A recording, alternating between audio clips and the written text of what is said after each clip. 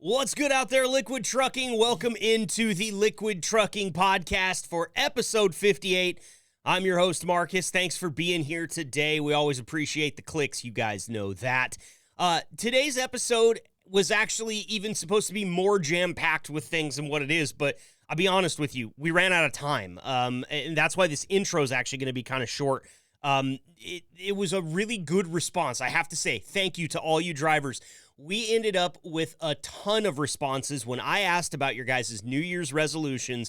Not only did 4 drivers ask to come on the podcast and talk about what they had going on, but I have like another 7 or 8 that sent me New Year's resolutions to read on the podcast. So we're going to eat up a lot of time with that today, and that's pretty exciting because, after all, this podcast is for you, it's about you, it's you. So I'm glad when that many drivers reach out to me, we're putting them on the air, you betcha.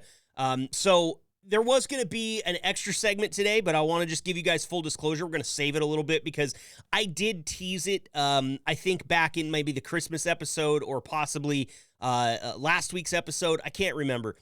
But we were going to rank some segments here, like our favorite segments of the year, talk about them a little bit. But unfortunately, that's going to have to wait till a little bit later, which is fine because we can always rank segments, okay? I have no problem looking all the way back to the very first episode of the Liquid Trucking Podcast and figuring out which ones I would rank, doing a top 5 or a top 10 or something like that. That's something we can do later on down the road, so don't let me forget about it. If you want to hear about it, shoot me a text or send me an email, podcast@liquidtrucking.com, and let me know, hey, that's one we want you to keep on the map because I'll definitely do it. But as I said, we ran out of time today. New Year's resolutions is one thing. Another thing that I thought would be really fun to do for kind of a first year kind of kickoff episode and kind of wrapping up last year is I thought, why not let the Teenage Hotline boys roast me? I don't know where the idea came from, probably watching a Comedy Central roast or something, but this goes all the way back to like late October when this idea popped into my head, and I approached the guys about it. They were more than happy to roast me, and we actually ended up not getting as many of the drivers on that we wanted to. We were supposed to have a few more, but circumstance every now and then, the schedule doesn't work out, and that's kind of what we were up against. So we'll give a couple other drivers a chance to roast me sometime in the future here, but we had a really fun conversation with the Teenage Hotline as well, and they let me have it, and we had some really fun back and forth. So that's the episode today. We got New Year's resolutions. We got the Teenage Hotline roasting me. It's going to be a fun episode, so strap in, get ready. Don't forget to go check out the podcast website, our one-stop shop for everything. In fact, one of the drivers that's going to join us, he was asking me the other day, it was his first time coming on the podcast. He really hadn't heard much about it, wanted to check it out before he came on. That's exactly where I sent him, liquidtrucking.com.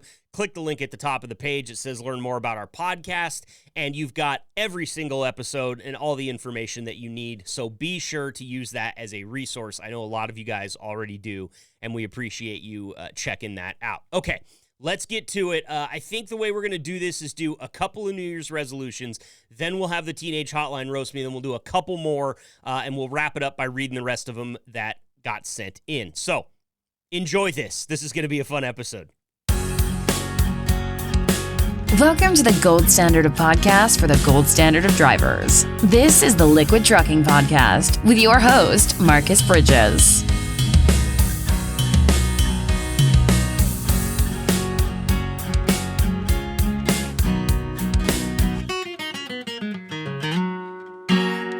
It's time for a little bit of New Year's resolution talk here on the Liquid Trucking Podcast. I sent a text message out to the whole fleet asking drivers to get back to me about their New Year's resolutions and whether or not they wanted to come talk about them. I'm pretty excited here because I had a really good response. I'm going to read you some of the responses from drivers that didn't want to come on the show here in a little bit. But first, I've got one of my buddies here that's come on the podcast many times in the past. His name is Drew Hearn. He's a driver for Liquid Trucking. Drew, thanks for being here, man. Welcome back. Oh, yeah, for sure. Anytime, brother. Now, I understand you had really good home time there over Christmas. You got to spend some time with the family, and now you're back out on the road, ready for 2025. Is that correct? Oh yeah, definitely. Spend New Year's Eve in the truck. Nice, nice, man. Well, I'm glad to hear you at least got to spend Christmas with the family. You and I were texting a little bit yesterday. It sounds like you've graduated from dad now, and you have a different name in the house. Is that true? Yeah, now I am referred to as bruh, Oh, which I don't know how to feel about that one, but I'll take it. so is that the first time they've ever called you bruh? Is right now like Christmas time? You're there with the family. You're on home time, all excited, and all of a sudden you've got a new name. What's up with that? Yeah, I don't know. The kids kind of have said it before, but not really towards me. And for some reason, over Christmas break, they just kept calling me bruh. And I was like, okay, well, thanks. Like, I don't know. Here's a question. Would you have ever gotten away with it as a kid? Because I'm thinking about it, and for me, in my generation, it was dude. And I remember, Oh. I remember my dad, he had a few rules that were very put in place when I was a kid. Like one of them was he used to tell me, I don't care what direction you wear your hat as long as your eyes are underneath of your bill when you look at me. And, I do remember making the mistake of calling him dude at one time. And let's just say it didn't go over well the first time. You seem like you were a little bit more okay with it and kind of just laughed it off. But would you have gotten away with that as a kid, calling your parent or whoever was raising you, dude or bro or anything like that? Oh, hell no, man. Hell no. See, I was raised very old school. My grandparents had a very big part in raising me. So I was raised, the way kids were raised back from the 40s to the 70s. Yep. So very strict and tons of rules. And if I would have said something like that to my mom or one of my grandparents, I would have got a swift kick in the ass from the old cowboy boot. Yeah, they would have smacked you right back to prohibition, man. I get it. Oh, yeah. I get it. Well, it's funny. It's a different generation, and I guess that just means we're getting older, Drew. But I also understand that you were able to step onto their chosen field of battle and dominate a little bit over Christmas break. Yeah. I found out that I have no Riz, but I cook at Fortnite. So I don't really know. I get the whole cooking part, but I don't really know what Riz is. I'm still trying to figure that one out. But I have not been able to figure it out myself, Drew, and I'll join you on this. If you find out, you call me and let me know, okay? Yeah, for sure. I mean, I'm going to take it as it's probably not a good thing if you don't have any Riz, but I don't know if I want to have any because I don't know how I feel about that one. Well, I did have a younger kid one time tell me what the meaning of the word was. He said Riz is short for charisma. And I said define charisma. And they could not do it. So I don't think they know what they're saying, Drew, to be fully honest with you. Nope, not at all. It's a made-up language, so we'll just kind of deal with it as it comes. But well, that's great, man. I'm excited to hear about the time with the family, and of course, stepping onto the chosen field of battle, which is Fortnite for that generation, and actually being able to hang with them. You and I kind of come from that original first-person shooter generation, and sometimes I wonder if these kids know how much time we spent playing James Bond on the Nintendo 64. Let me cut you off real quick. Let me tell you this: kids these days, they couldn't hang in Call of Duty Modern Warfare 2 chat room. Oh, no way. There is no way, man. It was no hold bar. Dude, so, I mean, ruthless on that. A Call of Duty chat room would put these kids in therapy if they're not already there, okay? For sure. It would make you – there was things said to me in those chat lobbies that I didn't like. I learned things. I learned insults every single day being in there. For sure. And that was how you hung in, right? You traded punches. Oh, yeah. You said something somebody in the last lobby said to the next guy, and that was how you survived in that world. Oh, for sure. I like it because Fortnite took all of that away and introduced dancing over the other person's corpse, which is arguably it's arguably more offensive. But to me, I liked the talking. I liked the back and forth that came with a first person shooter chat room. So Yeah, dude, big ups. You went in there, you took on Fortnite. I've played that game. I am trash, so I can't compete. But it sounds like you're still kind of lording over these kids with a little bit of a talent gap between you and them when it comes to shooters. Oh, for sure. That's great. That's great. I couldn't be happier for you, man. I really couldn't. So let's talk New Year's resolutions. You got in touch with me after I'd asked the drivers, what kind of New Year's resolutions they had. You got back to me with a few. What are we looking at for 2025 in the life of Drew Hearn? Any improvements, anything that your new hobbies you're picking up or anything like that? Yeah. So, what was it? Earlier last year, about 8-10 months ago or something, I was kind of getting into the whole carnivore diet thing. And now I'm like really into it, and I've cut off a lot of trash food and everything. And I want to say over probably like the last 8 months ish, somewhere in there, I've lost almost 50 pounds just by doing that. And so my goal this year is to keep on that trend, and hopefully I'm hoping I can lose close to another 80 to 100 pounds, and that would be like awesome. Dude, that's amazing. I mean, to say that you've lost 50 already, I bet you feel great walking around right now. Oh yeah, definitely. I used to have a lot of problems with my feet, just sore all the time from walking, and now they don't bother me at all. God, that's awesome. Definitely. Yeah. And a lot of it has to do with a lot of the trash chemicals that come into the trash food there is today, that cause swelling and slowed blood flow and, just make you feel groggy all day and everything. Like, I eat strictly nothing but animal now. Okay. Well, I was going to ask you that. Like, what's a day in the life of your carnivore diet look like? Like, what are you having for breakfast, lunch, and dinner?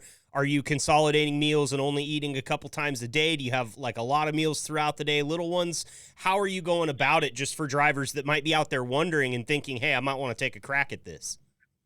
So I usually get up about 4:30, 5 o'clock in the morning, and I make about 3 eggs and turkey bacon, and I eat that, and then I pretty much fast all day long.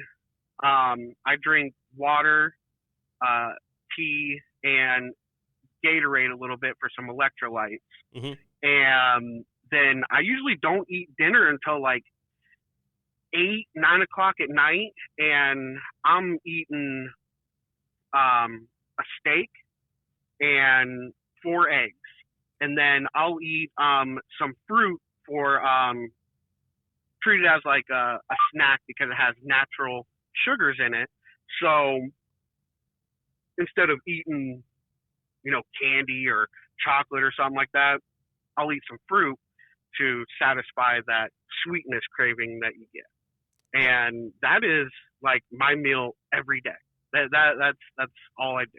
Okay. And so that to me, like, first of all, the fasting thing, I wanted to touch on that because that's something that my doctor has had me doing, and I've been pretty bad about it the last couple months, to be honest with you. But having like a 12 to 16 or even 18-hour fast in my day or between meals has proven to be phenomenal. I mean, I look at it as the way that the weight kind of started to melt off of me, and all of my, my blood pressure, my A1C, my blood sugar, all of that stuff got better almost instantly. And it almost made me feel like, dude, I can eat whatever I want, which I know is not a good thought to have when you're looking at trying to get your health in check. But the fasting was working so well at just melting the pounds off of me. And it's a really, I think, easy way to go about it. And a lot of people don't realize how much it can do for you. Like, getting your body into that fast mode really does help you just kind of chew on all the stuff that you don't want anymore. Like, it just turns it all into energy, right? Yeah. So what I've read up on it is that your body, after 4 hours of not eating, it will start to use stored fats for energy. And so you have to fast for at least to have any effect, I would say probably 6 hours. Mm-hmm. Because the second you start eating again, your body quits burning off the stored fats and then starts burning the energy off of what you just put in whatever you ate. So you just pretty much supplemented for burning fat. So that's why, the fasting is a really good thing. Mm-hmm. And how hard was the transition into just eating basically meat, eggs, and fruit? Because you didn't have nearly as much of a restricted and regimented diet before you started this, I imagine. So how long did it take you to get to the point where it was okay with you to get up and make the eggs and the turkey bacon and then have a steak and eggs at night? Was that a tough transition at all? Well, I am from the Midwest, so we love our beef. Yeah. And we love our baby chickens. Yep. So it wasn't really like that hard. The hardest part about it is being in the truck and on the move, and you get hungry, and so Arby's and Burger King and McDonald's and all that's readily available, but that's where the trash food is. So that I would say that would probably be like the hardest part was because it was so readily available and we're on the go. So it's like, oh hey, grab something real quick, and then you're not hungry anymore. But I took it on pretty easily. The hardest thing really for me though was the soda and the energy drinks. Yeah. Dude, that's what kills me. I mean, I can't count the number of fasts I've killed with an energy drink, and they don't have any calories, but the doctor told me, he said, look, there's some research out there that says that artificial sweeteners will break your fast. And so he's like, you can do it if you want to. I don't recommend it. That's the one thing I struggle with, Drew, is that some days I'll be sitting up here because I'm not eating until noon or 1 o'clock on those days that I'm actually, trying to strictly maintain my fast. And God, I'm up at 7, 8 o'clock and at work here. I'm sitting at home, but it's that like 4 hours in that drag that you get when you start to lose the energy. And that is almost exclusively when I would go down and crack an energy drink and break my fast because, I'm getting groggy and it's not nearly as important for me to stay awake as it is for you to stay awake. I can fall asleep right now and you could still talk and this podcast would still be great. So that goes to show you a little bit, right? About how important it is for you and in your job to battle with that. So how do you combat those 4 hours in, that kind of dragnet that you get where your eyelids start to get heavy, your body starts to feel heavy, but you can't have an energy drink? Are you just pounding water and opening the windows and putting on some metal? How do you do it? Well, I'll drink some tea and then heavy metal. Always. It works, you man. You gotta listen to some heavy metal, start headbanging, getting into it. Yep. Just, gotta keep the mind working. Yeah, put on Disturbed and try to karaoke through the whole album. It'll keep you awake. It might not be your favorite music, but it'll keep you awake. Right. Okay. Well, that's great, man. First of all, congratulations. 50 pounds is nothing to scoff at, and the fact that you are in this race and you've got a lot of motivation. Like I can tell. Most people lose 50 pounds and they go, that's a hell of an accomplishment. I'm having a pizza at Taco Bell. But you are like, no, dude, I'm going to double this up. I'm going to do twice as much next year. I think that's really cool, Drew. Yeah, for sure. Yeah. It's definitely a goal that I've been wanting to do. And, it's finally time to start having it happen because got 5 kids at home. They kind of want this fat guy to stick around for a little bit. And that's kind of the motivation that you're looking towards is the family and the kids, right? Just extending the life, being around for as long as you can. Yep, for sure. Very cool, man. Well, congratulations again. I'm super excited for you. I'm thinking maybe in about 6 months we come back here when the summer is in full swing. And we'll revisit it if you want to, see how things are going, because I know that there's drivers out there. I'm going to talk actually to a couple drivers later today that are also working on their diets. And for one of them has a very specific thing that he wants to do. And I don't want to spoil the surprise, so I'm not going to tell you what it is. You got to listen. But it's really cool because I have been kind of following his weight loss journey just in staying in touch with him. and knowing that he's got this one thing that he wants to do that he's got to get to a target weight for is so cool. Like, I get to be a fly on the wall and just watch from a distance. So I want to check back in with you in the future and see how this is going for you, because I know you're going to maintain it. I can tell just by talking to you that this is nothing for you. This is old hat already. So I'm really excited to see where it goes. But there is one more interesting New Year's resolution that you told me about yesterday. And I think you and I kind of share a little bit of common ground here. You're wanting to do some more reading this year, but on a very particular subject, yeah? Yes, it's a little different. Might seem kind of creepy, but I really want to get into learning more about the behaviors and the mindsets of some of the most evil people on the planet. You know, murderers, you know, people that do some of the worst of the worst. And I kind of really want to get into knowing what makes them who they are. Sure. I think it's very interesting, man. If it wasn't for criminal profilers that had that same want to just understand the reason that, serial killers and evil people do what they do, we probably wouldn't be able to catch a lot of these people. So I think it's cool that there's a lot of armchair detectives out there these days that are helping solve these cold case murder mysteries, and the only reason is because they're interested in it just like you are. They want to know what makes these people tick and why they do what they do. Yeah, for sure. Definitely. And it's kind of one of those subjects that me and my oldest daughter are really into. She reads a lot of books about like murder mysteries and like high profile murderers and kind of what they did, and a lot of documentaries about the stuff.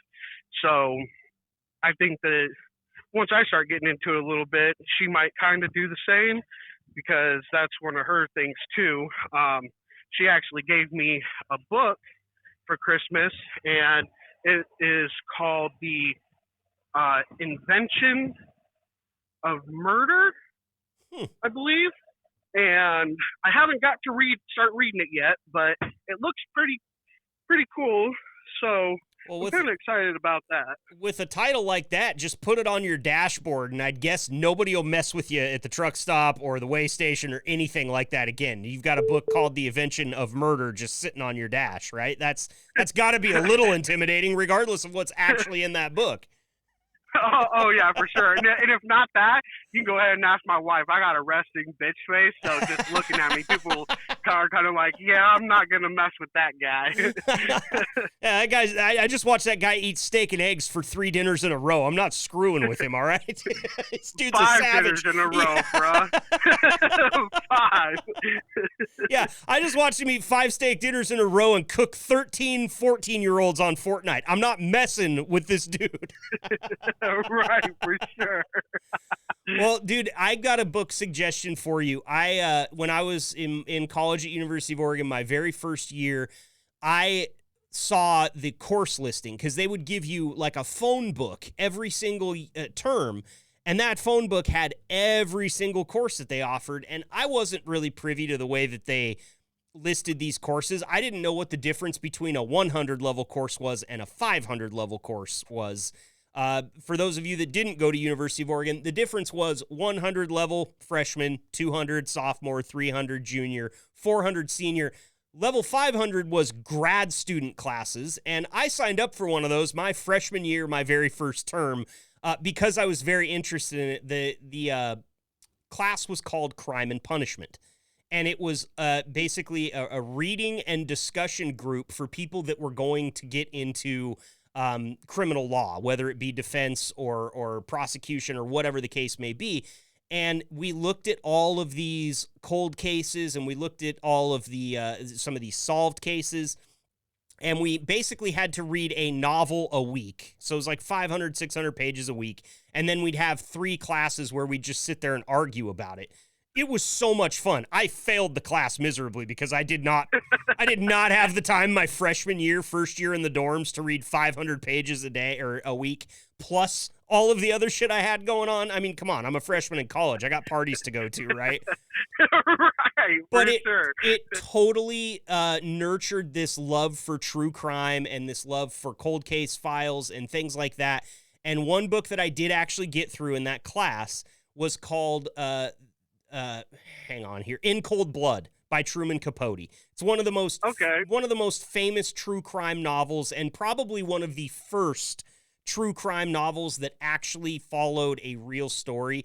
There is a slight bit of fictionalization in it because it's Truman Capote, but there's actually a movie that they made where I believe Philip Seymour Hoffman played Truman Capote, and it's during when he's writing this novel. But skip the movie, read the book. It's about two small-time criminals that massacre a family in their home in like a rural town, and it follows these guys through prison and through their motivations, why they did what they did. And it was like my first glimpse into being a real true crime fan and just following these stories. So In Cold Blood is an absolute amazing read if you're looking for like a novel, not something that's super scientific. It just kind of follows these dudes from a human standpoint. Yeah, for sure. I'll definitely be checking that one out. I've got a few others that I never read that I still have on my bookshelf because I feel like it makes me look smart when people see my bookshelf.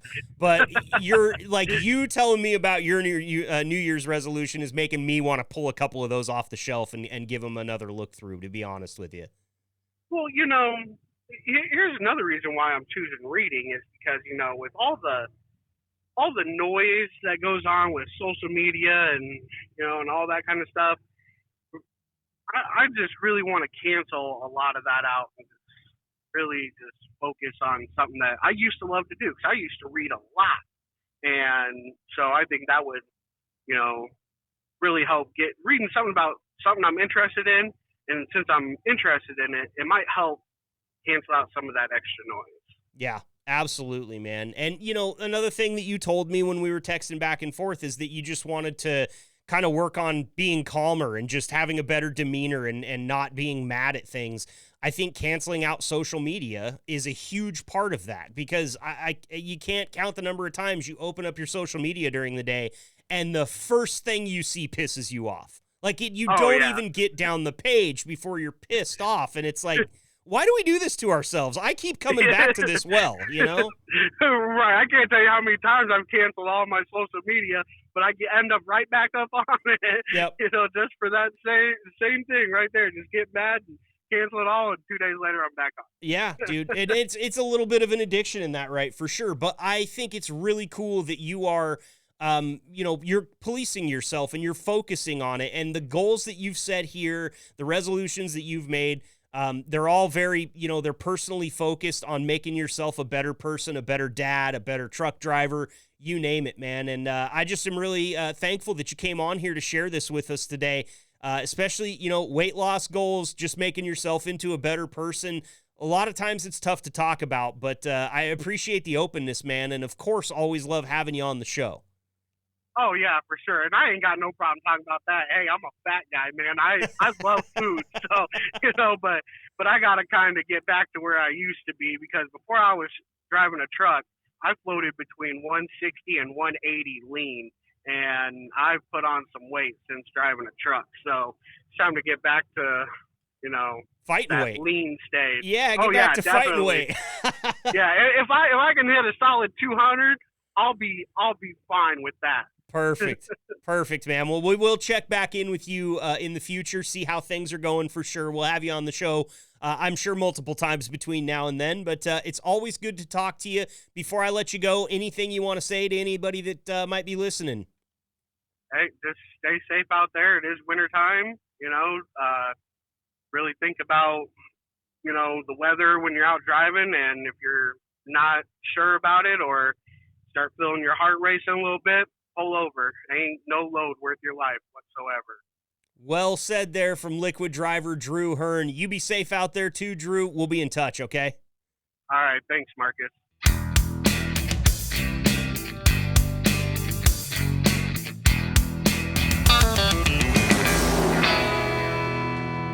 I've been saying it all day, man. Great response from you liquid drivers on our New Year's resolution question. I've had a lot of you on already, and I've got a driver making his very first appearance here on the show. We're very excited to have him. Please welcome liquid driver Christopher Palmas to the Liquid Trucking Podcast. Christopher, glad to have you here, man. Thanks for joining us.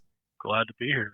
Well, you know, New Year's resolutions is always kind of a heavy topic. So before we get into that, I want to talk to you a little bit about your career. Since this is the first time we're meeting you, I like to do kind of a little meet and greet. Talk to me about how long you've been with Liquid Trucking, Christopher.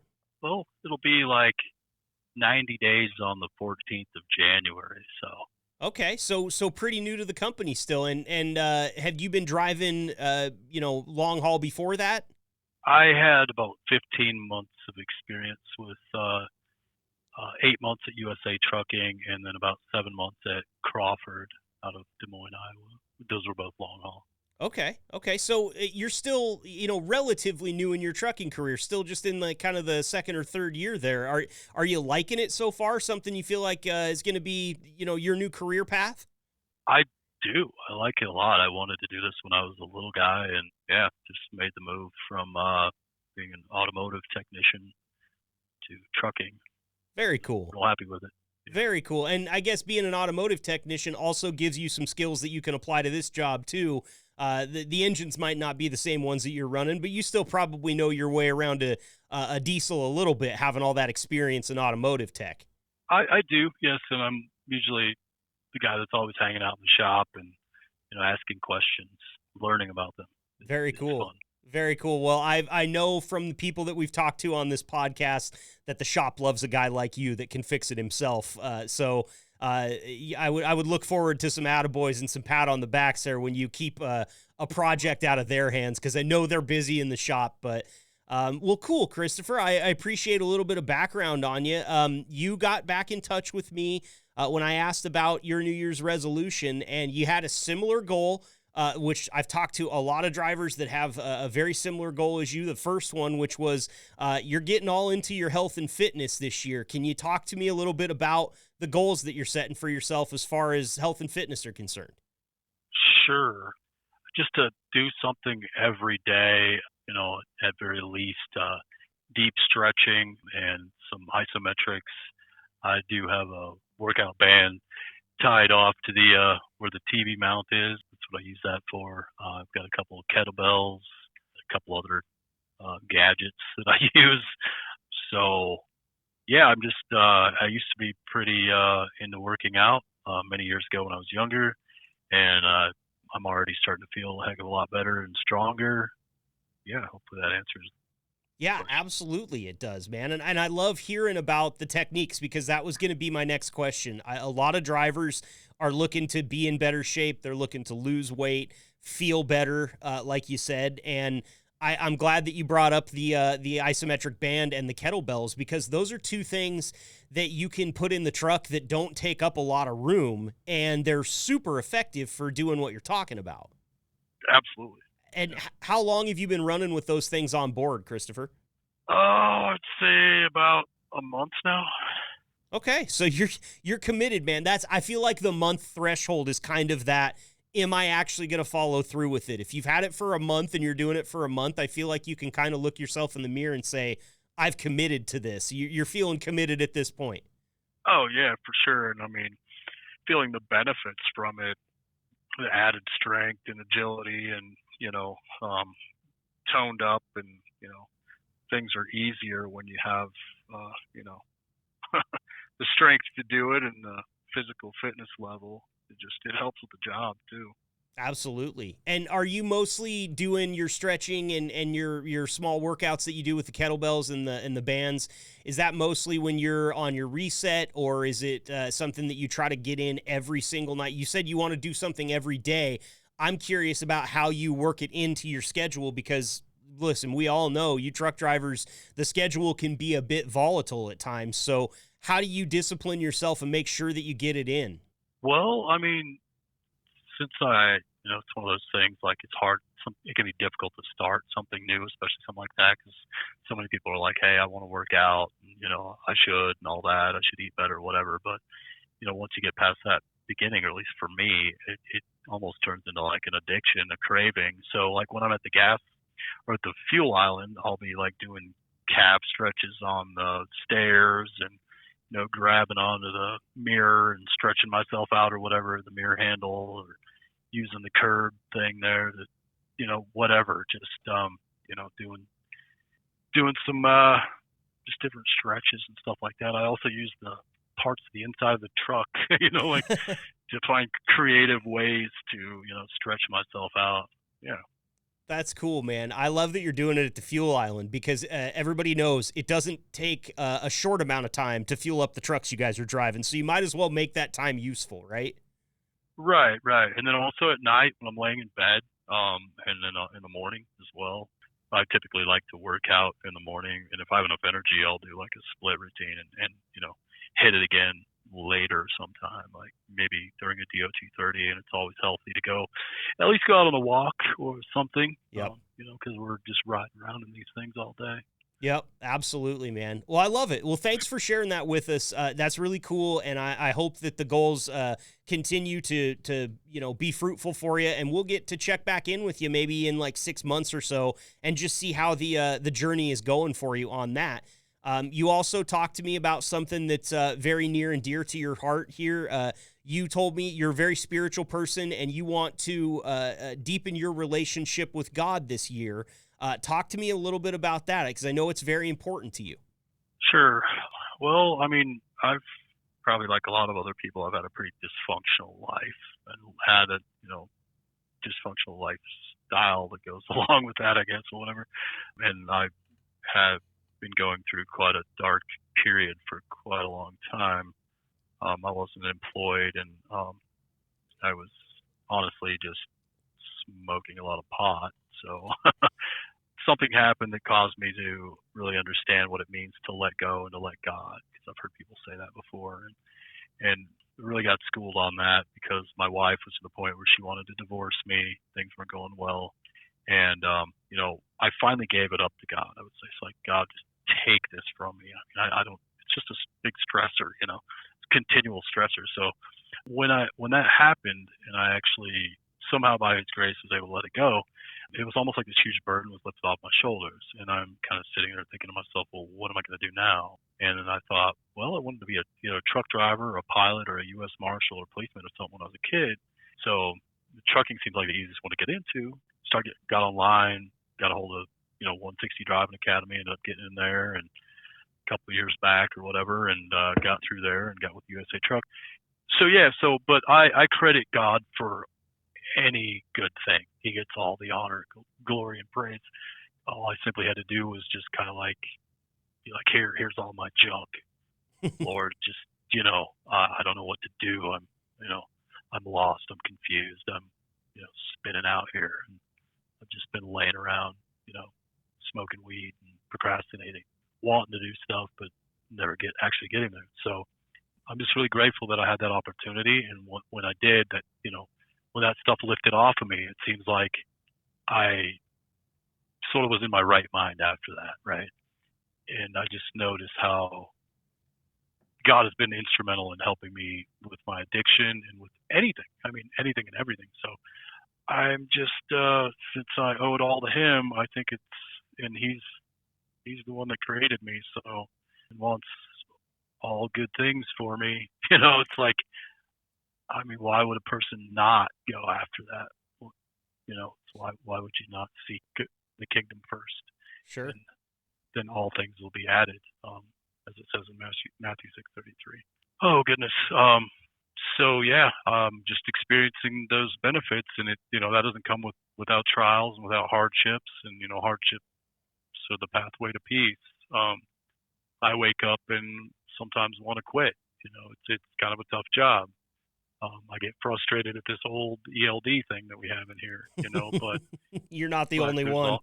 You're definitely not the only one. I can speak to that. So it's like, but again, by the grace of God, I've been able to He's starting to, work things out in me, and starting to work things out with Him, I guess. I'm not sure how it works, but I'm starting to get it gain a different perspective on it. Well, maybe this is going to teach me patience. Maybe this will help me, all this added, crap that I have to do. If I just accept that, hey, this is part of my job. This is a great job. Liquid Trucking is an amazing company. I'm not just saying that just to, be an ass kisser or, just because I'm on this podcast. Sure. But there's so many good things to say about the people, the company, and everything. And I'm really grateful that I finally have a job that's not that allows me to sleep. I have a somewhat regular sleep schedule and not just be running all hours of the day continuously, for days on end. Sure. It's amazing how much better you feel when you just have a regular sleep schedule. I mean, the health and fitness part aside and the spiritual part aside, getting some good sleep can really help a guy out. So I know that liquid drivers, they often echo that sentiment, Christopher. And I want to thank you for coming on and talking about your spiritual journey and the way that you're reconnecting with God and why you decided to.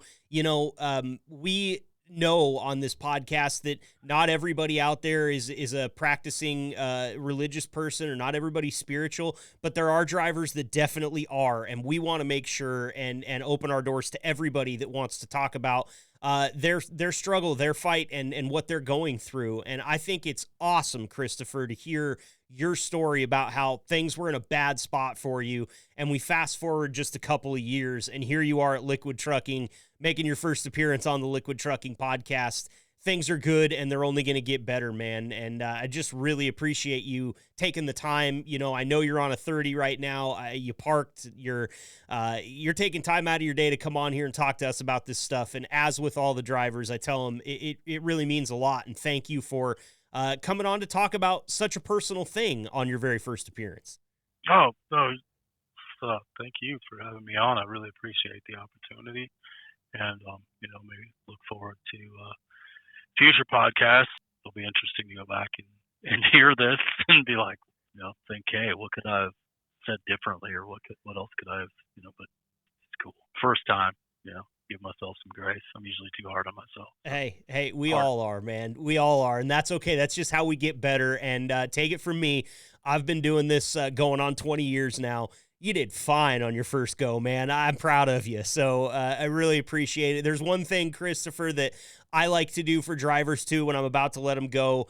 I always like to clear just a little bit of time at the end of the interview and say, is there anything that you would like to say to other liquid drivers that might be listening, management, maybe your family's going to tune in? I'm just going to give you the floor here and let you say your piece before we let you go.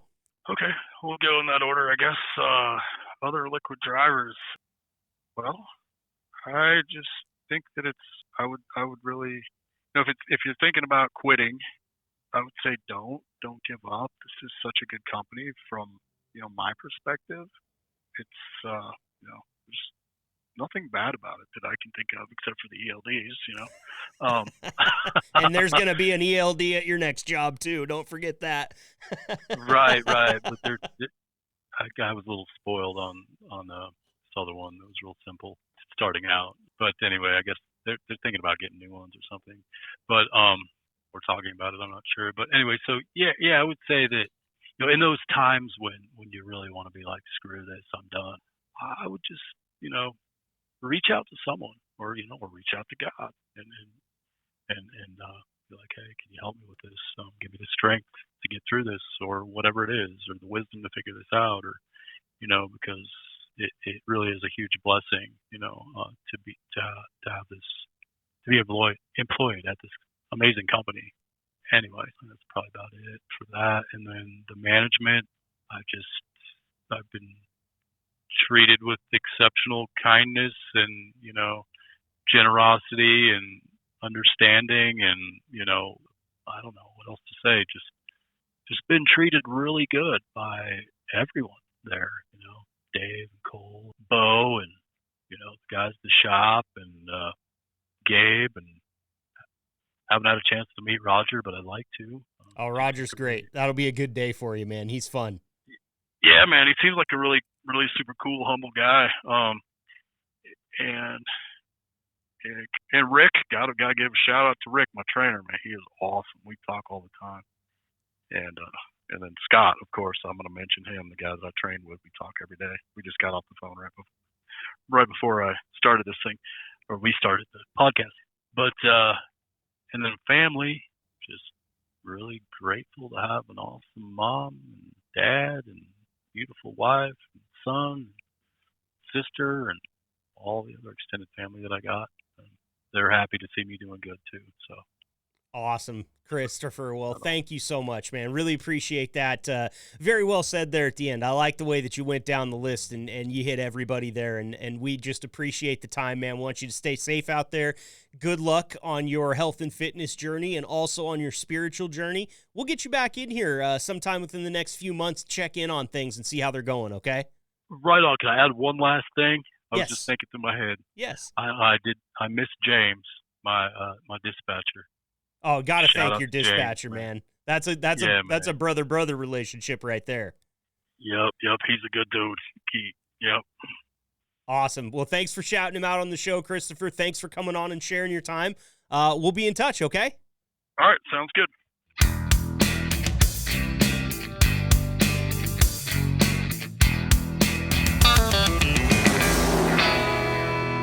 All right, everybody, welcome back into the Liquid Trucking Podcast. And what is, at this point in time in the life of the podcast, my 100% my most anticipated segment, all right? I have with me today some of the Teenage Hotline. I've got Johnny South Dakota, I've got Burt Morris, and I've got Polar Bear on the line.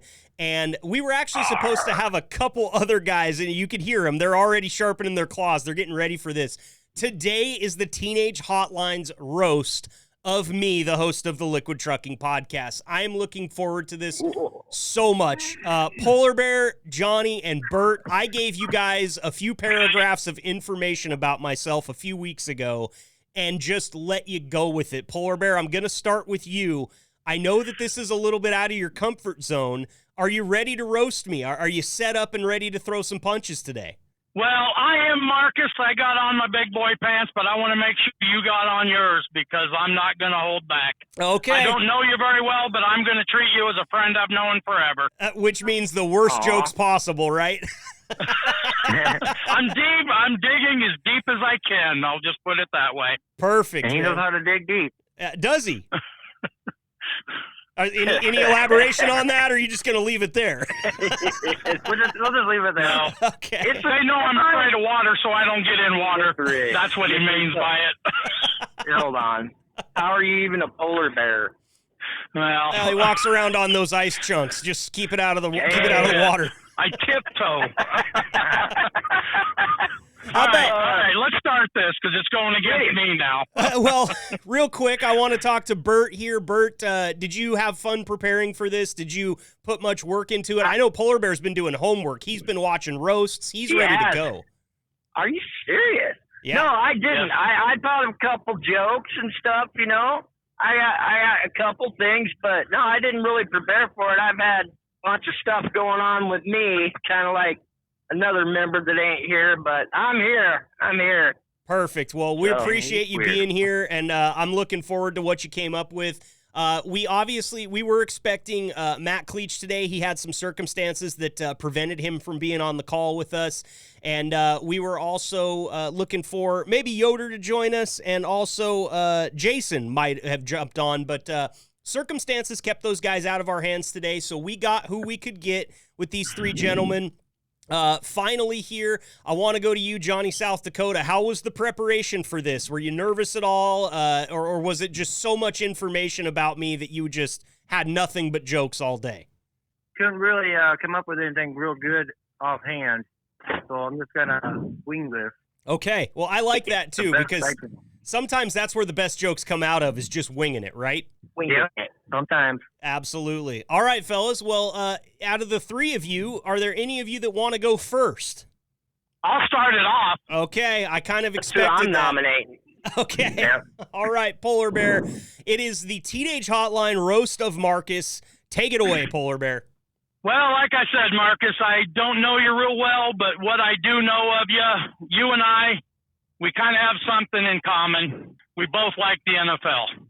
But the last two appearances that the San Francisco 49ers were in the Super Bowl with the Chiefs, they were first runner-up. Yeah, so what? And that's all I'm saying. Okay. You're first runner-up. Okay. And Marcus, you used to be in a well-known band. It's just nobody have heard of them.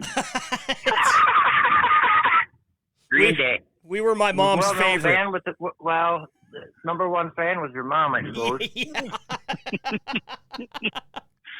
And then I remember talking to you this. You remember back when you had long flowing hair, and then bounced back, he's bald now, getting older. Life always gets you back into reality. It certainly does. And yeah, I have to remember a long way back, Polar Bear, because I think the last time I had long flowing hair was like 13 or 14, if I'm not mistaken. So. Okay. I've never had long flowing hair. Puberty, huh? After puberty, it went downhill. Yep, it sure did.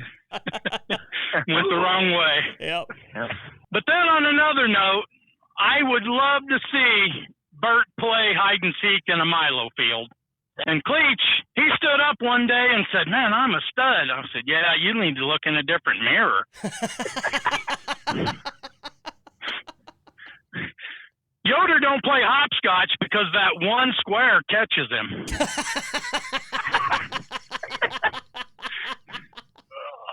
Jason doesn't have a lot to look for. He's a Cowboys fan. Ooh. That one cuts deep. Ooh. Yeah. SD, we heard that you were a talented musician, but that was false. It's just pure hatred on that one. I love it. Yeah. I'm just trying to think of everything about each other that I know, and just that's what I come up with. That's kind of all I've got. I love it. From man. now on, we're just going to have to kind of wing it. That's fine. Wing We can totally wing it there, Polar Bear. Hey, you did good. Yeah. Despite Or past tense, let's wing it. let's See wing what it. happens. There we go. Wong it. Everybody. That's a polarism. Tonight. Maybe we're gonna have to turn this into a karaoke party if you keep singing. All right. You can do that. I always sing. That's how I cope with life. Okay. All right. Well, Polar Bear, you took some good shots there, man. I will tell you, if you ever see the video that's captured of me during this interview here, we always capture video for those of you that are wondering, hey, how come I've never seen video? We capture it just in case one day we're going to use it. We don't know, but you'll notice that the joke that cut the hardest by looking at my face is definitely the stuff about the 49ers. God, I'm just so sad, man. I mean, I'm bald. That's my fault. I can't control what the 49ers do, but they just break my heart. Yeah. It's been bad. It's been bad. Well, All right. and I'm only saying that because I go way back when the Chiefs, they maybe had 2 or 3 wins. Yeah, right. You know, I think they should have put the cheerleaders out there. I think they could have done better. Well, didn't you go to high school with Vince Lombardi, Polar Bear? No. Okay. He wouldn't tell me what school he was in. All right, I see. Okay. He is an old friend. I am going to try to get my own stabs in here when I can, just so you guys are looking for it, okay? Yeah. All right. Stab too much. All right, Bert. I ain't not getting nowhere. Well, you don't want me to stab too much. I'll play nice, okay? But Bert, if you're ready there and you've got anything for us, hell, give me the best you've got and throw some at the other guys too if you've got some. What the best you got? I can't believe Polar Bear has that nickname and he's afraid of water. For a guy that tried to get me in the shower the first time I met him at the yard, I think that's pretty strange. Yeah. Well, he goes by the buddy system, right? It's all about, I guess. He's saving water. Well, you go join the shower and then leave his buddies? Yeah. and then I get on here today and Marcus calls me boring. I'm not boring. I'm completely socially unacceptable. When I'm in polite company, which for me is all the time when somebody's around, I try to keep it. That's why Berto falls in with us so well. So he's like that back in the corner. And nobody see him. You gonna make another short joke? Am I? That always got to me. Well, not everybody may not know Berto, so that's why I threw in the Milo field. And tell me, That who's went short? over my head. Yeah. It did. Well, so the first time I met Marcus is when he's pimping the podcast up there at Bartow, and he gave me a clipboard and stuff. And then, like, I think it was later that week, I come back to take a shower, and I go in the shower, and got this curtain there, and I open up the curtain, and here's this big damn cardboard cutout of Marcus. Like that. And I was like really uneasy, and I threw a towel over that thing, you know, when I had to get dressed and stuff, because it was just like there's this big freaking head of this dude with beard right in the corner staring at me. It was unnerving, I tell you. Well, you know, we figured since Polar Bear was trying to get you in the shower the first time you met him, maybe you just wanted some company in there. We didn't know. And then you're there too. Maybe not in person, but yeah, larger than life. But see, on my defense on that, all I did was let Berto know that I had replaced the shower head in there. Now it will follow wherever your hand goes. If you want it in a certain area, it will go there. I wasn't going to teach him how to use it. Does this not sound creepy? Well, I'll tell you what. But you called me a weirdo. Well, when he just you're like, hey, there's a new shower head in the shower. I'm standing there with my shower bag. You're like in shorts and a wife beater or something, like looking like glistening from your shower. And I'm like, why is this guy talking to me about the shower? You know? I ought to see if I can get on his crew and work with him more often. Maybe talk to him on the phone all day, because that's kind of how it ended up, right? Yeah. He won you over eventually. He won you over eventually, and you didn't even have to shower with him. What a guy Polar Bear is. Yeah. Just don't get, like I told him, just don't get too used to it. I don't like being nice to people, because then people might think I'm different. I don't want anybody to think that. And then, you know, we were talking, you know, before we come up with this roast and stuff, and I noticed Marcus is always wearing a hat, you know, and then it comes out that his mom used to make him get a perm, and that's probably how you went bald. From wearing the cap and covering it up, I suppose. Yeah. Oh, yeah. Yeah. See, I went bald because that's where my mom had to carry me around to keep me in line. She had to drag me by my hair everywhere around the store and everything.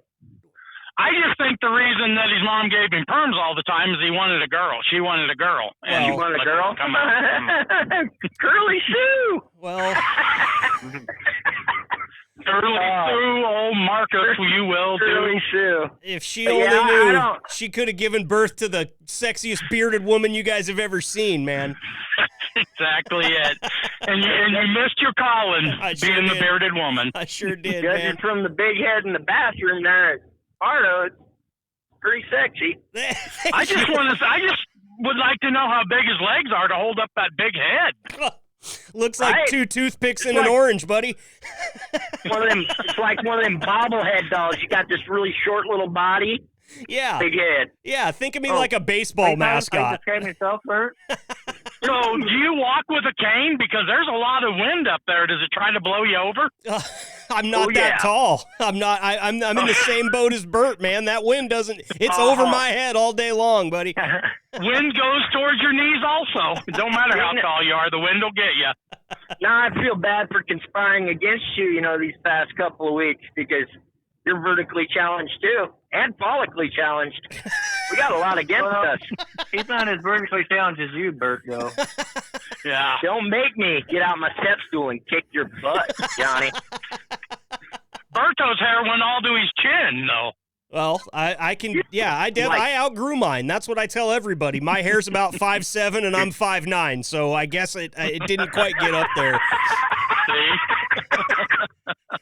Oh boy. Oh, man. What else? Anything else for us, Bert? You're on a roll right now, man. Oh, no, right now, let's let Johnny make fun of you until he says something we can make fun of him with. Okay, I like that idea. Johnny, South Dakota, you're up, man. So you drove a hatchback yellow Ford Focus. Are you everybody call you a little bird instead of big bird? Well, Little bird. there were some choice nicknames. That was one of them. We'll just put it that way, okay? The shoe fits, right, Marcus? Yeah, absolutely. And what I love about that, Johnny, is that when you said you drove a hatchback yellow Ford Focus, you could have stopped right there. That was the joke. Everybody thought That was the joke, yep. Yeah, You had to finish it. All right. But it looked like a clown coming out of the car, though. Oh, yeah, for sure. Even 5'9" me. That thing made me look giant. What else you got for me? I didn't know ketchup was used as a steak enhancer.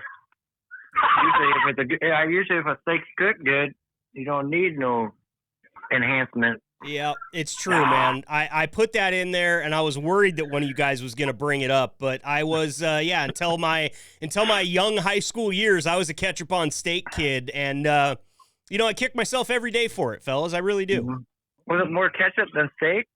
Yeah, probably, to be honest. It was just a vessel for me to get ketchup in my body. But also, was it the way to drown out the steak was cooked? Well, my mom's a pretty damn good cook. She didn't ever burn them. She would hockey puck one for my sister because that's the only way she would eat it. But mine always came back the way I wanted them. So I thought maybe you cooked them. No, I wasn't cooking steak that young. They didn't trust me like that when I was that age, man. I could screw up things that were actually like mechanically perfect. I could find a way to screw up. So I would have ruined every steak they sent me to the grill with. Thankfully, they didn't let me do that.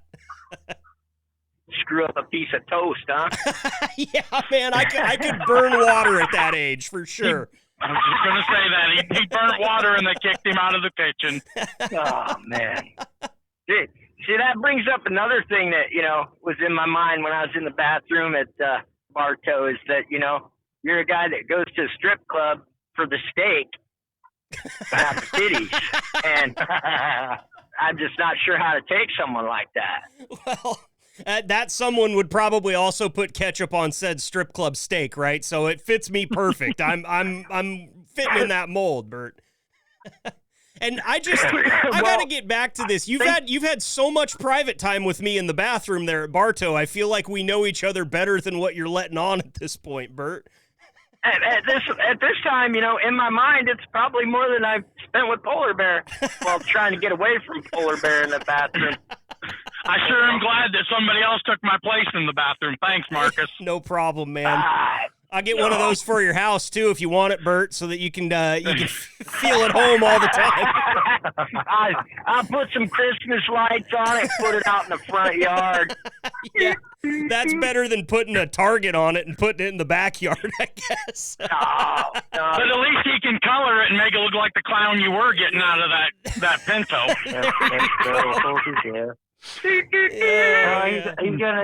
He's gonna request about 4 of those, so when he's home alone, it looks like he's got company. There you go. Do a little Home Alone thing. I'll get him an actual life-size cutout so he can tie it to a remote train and have it move around the living room.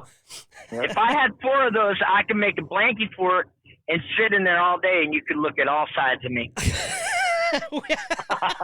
Also, you'd be looking at just one side of me, just my big face, Bert, and I'm sure I'd probably curl up in fetal position.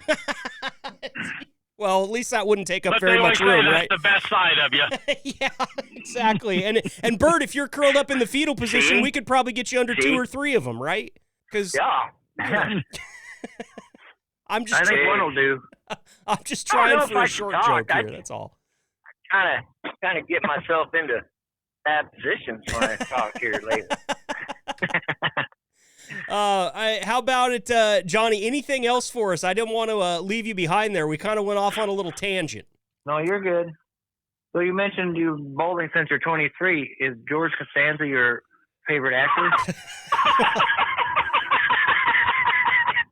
Yeah, if he's not my favorite, I'm trying to look like him. That's for sure. Oh man. Woo! I want to use my sound effects. I don't ever get to use them. I was going to say, I want everybody to know I'm typically the sound effect guy. That came from the Teenage Hotline. That was Polar Bear added, not me. Well timed. Great job. That is preparation. Hey, thank you. Feel good on Now, I'm hearing here on the Teenage Hotline, like, you guys can't buy a bucket on that thing, can you? It doesn't matter. You know, Bert, you kind of just made reference to it. If I open my mouth, something is going to come back and slap me across the face with what I just said. Is that sort of the way the Teenage Hotline just operates in perpetuity? That is very, very much the way it operates. You say the wrong thing, they got a saying, it sticks to the tape. Yep. I love it. And Yoder does. Like Yoder riding dick. Yep. And people bring that up all the time. Whatever may be the case, they bring back in the archive and boom. Nail you with it. I did say that a while back. Oh, crap. Leech and Polar Bear got a database in their brains about what's been said there, and we don't forget it. Okay, all right. Depending on how good it is, if it's embedded good. You know, just like barn swallows. You say inbred? No, that's what you heard. Shut up. Just like barn swallows and Braunschweiger. That's exactly it. I've got a couple that stuck to the tape. Yes, I have. Yeah. Cleach, too bad Cleach isn't here because he remembers all of them probably better than all of us. Well, and FD's right there with. That's a little bit terrifying, to be honest with you guys, because I talk all the time on this podcast, and I know that you guys listen from time to time, so that means you're probably locking away the things that I'm saying, too, just for one of these situations where you might get to roast me again. Because look, the way that this went, we're definitely doing this again. I've been having a great time. This has been so much fun. Yeah. We need to get a full room of you guys. I figured out why you do the podcast, because you like to hear yourself think or talk. Yeah, both. About stuff. Either works. Yeah. Yep. And think, because sometimes you got to think what you got to talk about. Yep, it's true. Exactly. We spend a lot of money on Windex cleaning off the mirrors around here because of me spitting on them when I talk, to be honest with you guys. Well, at least it wasn't from you licking them and wondering if it tastes like snozberries. Snozberries taste like snozberries. Well, fellas. How often do you smell smoke when you're thinking? Too often, man. I'm smelling it right now. It's pretty constant, fellas. But listen, this has been a lot of fun. Polar Bear, Bert, Johnny, I really appreciate it, guys. This is I wouldn't be able to ask a lot of people to do this and actually go and get prepared and come up with some stuff. You guys spend your days talking to each other and jabbing at each other and just laughing along, and it seemed like kind of a perfect marriage here to do it on the podcast. So, Polar Bear, I want to make some room, of course, for final thoughts, final jokes, anything like that you guys have got before we let you go, and I will start with you, Polar Bear. I was going to say that's the reason all of us know each other so well, is this is what we do. When we're not out doing our job, we're doing this, and that's how we have so much material against each other. And like I said, it's just so much easier, as something said, to come up with a smart-ass comment then than trying to write something down and think of maybe something that happened before. Yeah, I imagine the short-term memory over there in Polar Bear land is probably starting to deplete a little bit, isn't it? It is. Yes, it is. Why do you think I got to write everything down? Hey, I get it, man. I get it. I totally understand. Well, Polar Bear, it's always a pleasure, man. And love the fact that you were preparing for this like a true professional. You were watching roasts and everything. You did great, man. I can't wait for the next one.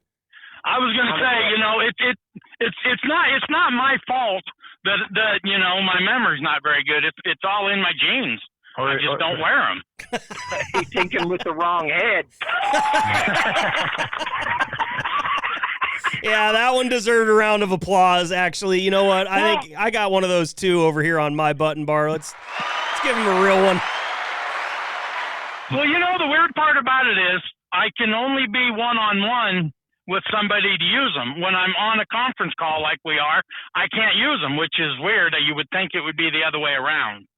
Yeah, it's tough, but, you find your spots. That's kind of what it is. If you're going to take a crack at somebody, you got to find that perfect spot. Timing's kind of everything, right? Well, and when I heard that and I did the drum, it's like, man, hurry up quick. But my brain thought, good there. It did. Thanks for being here, Polar Bear. Bert, any final jokes, any final thoughts for us? I want to thank you for your time, obviously, for being here, but the floor is yours, my friend.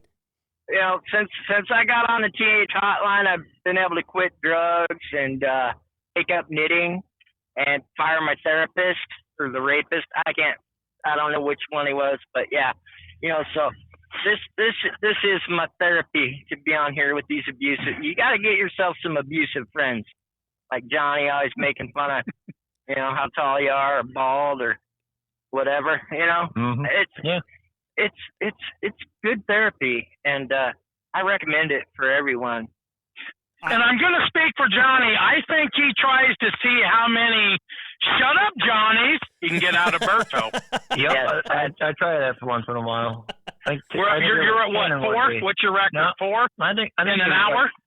4 a day? I think it was 8. Wow. I tried 8 in one day. But it goes like this. It's "shut up, Johnny."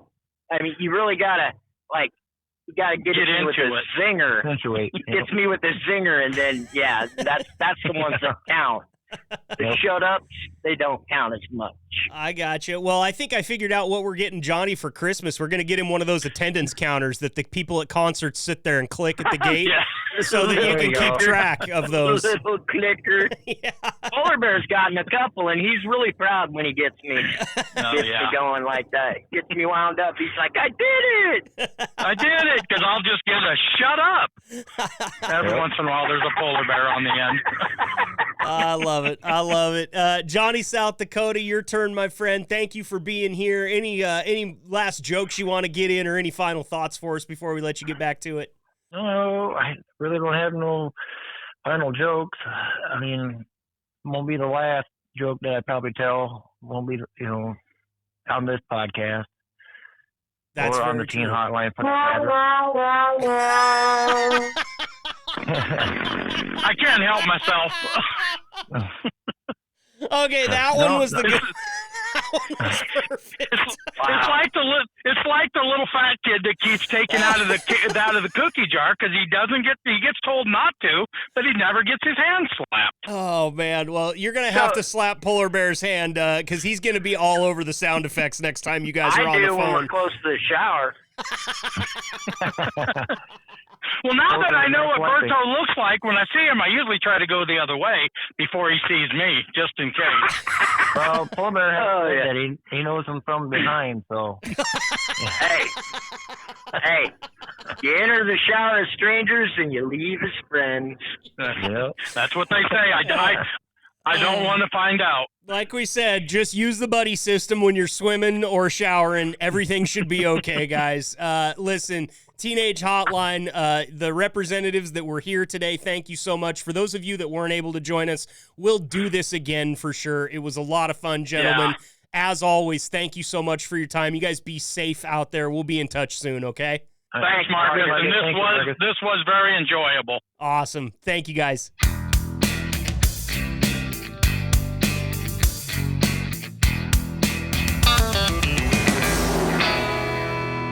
All right, we've got another driver in here ready to talk some New Year's resolutions. He's joined us on the show before, and we're going to nerd out a little bit here right now, and I'm very excited about it. Please welcome Liquid driver Mikal Duncan back to the program. Donut, thanks for being here, man. Appreciate it.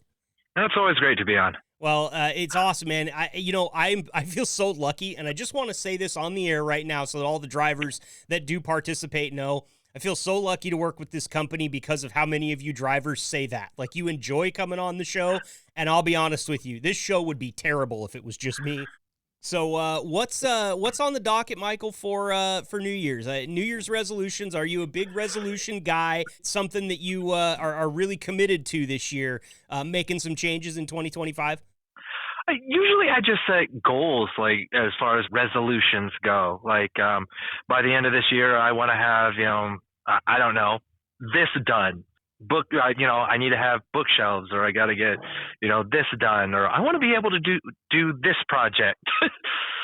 So it's not something you're going to look in the mirror and beat yourself up about every day. You just know that it's on the agenda. You want to get it done this year. yeah, it's something that, it's usually something I put off last year. I get it, man. I get it. But that's cool because I feel like that's a little bit of a lower stress way to make a resolution. Instead, it's just a to-do list. Yeah, set an achievable goal. There you go. There you go. Well, what's on the list this year? I know that you're a gamer. I know that you're into that stuff. We've talked about it before. So any gaming-related goals for this year? Actually, yeah, for a few years now, a buddy of mine and I have been, a few buddies of mine and I, we've been building a tabletop role-playing game, kind of like D&D. That's awesome. Dungeons and Dragons, something that yes. our generation of people, I'm 40, I'm thinking you're close to my age, Michael, but our generation of people either grew up completely obsessed with it or making fun of it, and now it seems like those groups have merged, and the people that used to make fun of it are playing them now. Oh, yeah. Well, I mean, you got famous people like Joe Manganiello and Vin Diesel, and yeah, they're big D&D players. My wife, I mean, she has a D&D group, and they go full-on costume, cosplay, and everything like that. So these tabletop RPGs are really popular right now. And talk to me about kind of what's unique about your guys', because you set it up as if it's like D&D, but completely different, right? Yes. When I was an adult, having been introduced to D&D and stuff, some of my other friends introduced me to the World of Darkness, which is like Vampire the Masquerade, Werewolf the Apocalypse. And I fell in love with the multi-dice. I played Shadowrun and a bunch of those fun things. When I was actually 13, I started creating my own little world. That's cool. Like 13-year-olds do. Right. Yeah. The imagination's just running wild, and you got to have some place to direct it. Yeah, I was reading a lot of science fiction, a lot of fantasy, and I started looking into mythologies, Greek, Norse, all of it. Mm-hmm. The different myths on like vampires and were creatures and everything from all over the world, and I'm just like, this is all good and well, but in today's world, that's not relatable. It's a good point, man. Made a lot of fun of the Vampire Diaries and Twilight and that type of stuff. It was I feel like it missed our generation a little bit. I will admit that I watched those. I didn't like the Vampire Diary books. The series, while it was kind of that teen drama thing, it was better than the books. Okay, well, hey, that doesn't normally happen, so that's that. So no, it wasn't a complete waste of time, is what you're telling me. No, not to me, but I'm insane, so there's that. But what's a little different about our game is we were doing a multi-dice system. We went D12 instead of D10 like White Wolf did. Interesting. And so that just means that there's more options that can happen on every turn, on every roll, correct? Yeah, with your stats, you roll a number of dice equal to your main attribute. Everybody knows strength, constitution, intelligence, wisdom, that whole thing. Mm-hmm. And then you have your skills, which is like firearms or etiquette, even in some places. So there's social roles and. Very cool. And so is it like a fantasy world, or is it, so am I thinking like Game of Thrones here, or am I thinking more like modern? What's like the setting for your game? I set it in our world, but you can go as far back as you want and as far forward as you want. That's why we've been trying to make the rules more versatile. One of our playtest modules that we're working on actually is taking place in Russellville, Arkansas. That's awesome. I love it when games like that involve real places. Even if it's a bit of a fictionalized version of the real place, I still think that's cool. We even created something we call the Dream Weave, which is kind of taken from a bunch of different places and fairy lore. That stands as the in-between for all of the universes. Wow. You guys have put a lot of work into this, it sounds like. How long have you guys been trying to work this out? I mean, you said you kind of created the world when you were 13, so this is a work in progress. It's been lasting a long time. Yeah, we've actually been working on the game slowly over the last 5 years. Wow. But when you have like 3 or 4 people with severe ADHD trying to put all this stuff together, it becomes. Yeah, and it's not exactly, you don't exactly work a job that's real conducive to sitting down around a table and figuring stuff out either. You're doing all this remotely, I assume. Yeah, we have a big old Google Docs file for all of the information. That's cool, man. That's really cool. So 2025's the year. Are you planning on finishing, or are you just planning on having like a playable version by the end of 2025? What's the status? I want to have playable, something that we can do like test play, and something that we can present to players and they can play and go, hey, what if we did it like this? Or this really doesn't seem like a good mechanic. It's clunky, and so that we can get input before we can have a sellable product. Gotcha. So you gotta put this thing through its paces and have some play tests and get it out in front of people before you're ready to box it up and ship it, is what you're saying. Absolutely. Gary Gygax, one of the creators of Dungeons and Dragons, I think they said took like 15 years of playtest before he put it out. Wow, that's amazing, man. Well, I might have the numbers wrong, but it doesn't matter. I mean, you're not even to the playtest portion of it yet, and you've already put in, a ton of time. So that's really cool. Here's what I'll ask you.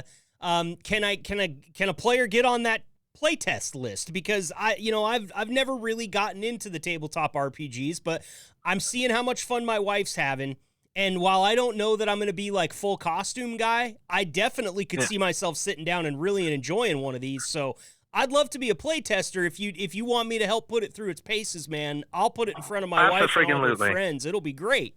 Oh, nothing like veteran gamers and newbies. Yeah, there we go, man. I would love to. And she works at a tattoo shop that if you walked into with the type of nerd that you are and the type of nerd that I am, you would melt into a puddle in this place. There's probably $300,000 worth of just like action figure memorabilia and stuff like that in there. Full walls of Ninja Turtles, full walls of G.I. Joes, full walls of Transformers and He-Man, and I mean, you name it, Simpsons stuff. The guy, he's actually a certified Simpsons museum, this tattoo shop, and so it's the right group of people for you to put this game in front of if you're looking for playtesters, and I would love to help out in any way that I can. Thank you. I appreciate that a lot. Dude, I'm just excited for you, man. I think this is so cool. I actually have a couple of friends that invented a board game.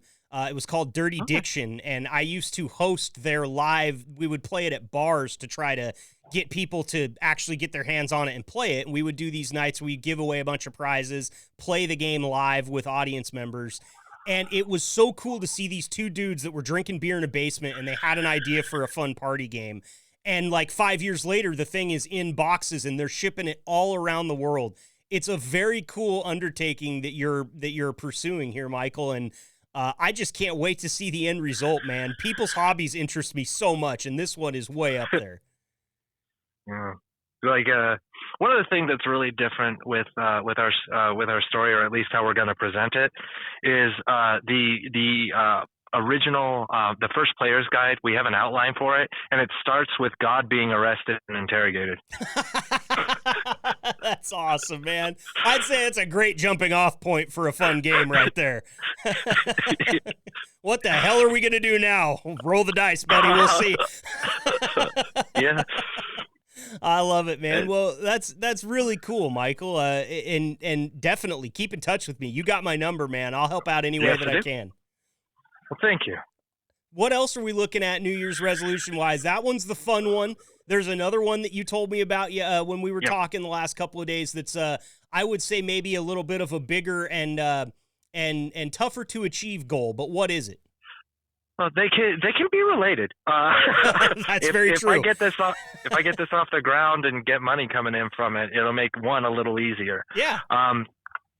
We're needing to find a new place to live. We're looking at either renting or whatever. We love our landlord, but he is so torn between so many different places trying to get stuff done, and some of the other people in our apartment building that we're in don't really seem to care as much about the building as we do. That's a bummer. And so it's become a problem. Of course, they don't like us much because, look, I have so much respect for my landlord that if you're doing stuff I know is against your lease, guess who's going to find out first thing? Yeah, and that automatically makes you into the bad guy when really you're the good guy. Yeah, well, yeah, nobody likes a snitch, but, you know, when your stereo and the 30 people you have living in your house that aren't supposed to be there wake me up at 2 o'clock in the morning, now you're my problem. Yeah, it sounds like it, man. So are you looking, do you think another apartment, or are you thinking maybe a house or something like that? What are you thinking? Right now we're working with our landlord to try to get into one of his family house rentals he has in the area. But if that doesn't meet our timeline, we're looking at other places. We're looking at a few places in town that we could buy. I don't want that extra stress, but you know what? You got to do what you got to do. Yeah. Family needs to be healthy and taken care of. It's true, man. And the one thing about homeownership, I'll tell you, is ain't nobody caring about snitches when you're owning the property, because you're snitching and you're snitching to yourself. And that's just, you know, it's like, God damn it, I do have to mow the lawn. I wish I hadn't have told myself that. I could play video games for another hour, but, you know, it's just part of the game. Like, darn it. Yeah. Well, that's cool, man. That's why I have audiobooks. There you go, dude. Audiobooks, podcasts, and I have actually I have a 62-day long playlist on my Spotify that's just music. So I do too, and mine's music. My extremely long playlist I have is music done by nerd artists. It's all about like animes and mangas and superheroes, and I'm a giant nerd, and I love it. That's great. That's great, man. Well, I appreciate you being willing to share it, because here's the deal. I know there's other nerds out there that work for Liquid Trucking that are listening right now, and they're loving it. Some of them like to come on the show every now and then. I think some of them just want to keep to themselves, but it's a diverse group of people with a diverse group of hobbies working at Liquid, and so I'm happy that we get to talk about it here on the show. One of these days, I'm just gonna sit, and when I'm down for a service, I'm just gonna whip out a DM screen and go like, "All right, who's playing?" Nice. That's awesome, man. Well, I look forward to it, and like I said, I hope you'll keep me on your list, because I would love to be able to not only help out, but then, you know, once you're up and running, you know, promote the thing a little bit here on the show. Let people know, hey, you got a Liquid driver that's out there pursuing his dream as a hobby, and here's the result of it. So we want to help out in any way we can, dude. Well, thank you, man. No problem, Michael. Well, appreciate you coming on and joining us to talk about the resolutions. I love the to-do list idea. I think I'm going to adopt that myself. I can be very, very negative towards myself if I say I'm going to do something and then don't do it. But if I put it on a list, that list can just live with me for the rest of the year. And then I won't I won't be so pissed off at me all the time. It's 12 months instead of, you know, 6 hours. There you go. There you go, man. There you go. Well, Michael, thank you so much once again for coming on here. Anything you'd like to say to any of the drivers or anybody else that might be listening before I let you go? Other than, you know, just stay safe out there. It's winter, so things get a little dicey. You may end up having a huge death leak like I'm dealing with right now. Well said, man. It's that time of year, right? Yeah. And if you're nerdy, hit me up. All right, there you go. So much. You know him as Michael Duncan. We know him here on this podcast also as Donut. Donut, we appreciate the time, man. You have a great day, okay? You too, man. Thanks.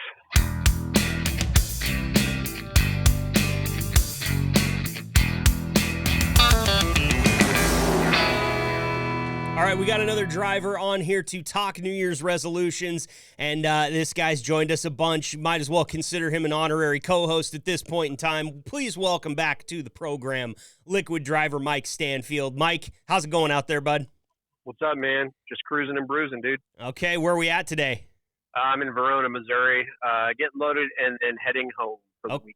Nice, man. You're going to have a weekend off. All right, well, You're one of the many drivers that responded to me, telling me that you have a very specific goal and what I think is a very cool goal for your New Year's resolution. Now, I want to set this up with a little bit of context because I know that this is something that you've kind of been working on for a while. This isn't something that's starting right now. So talk me through your number one New Year's resolution goal and kind of how you got to the point you're at right now.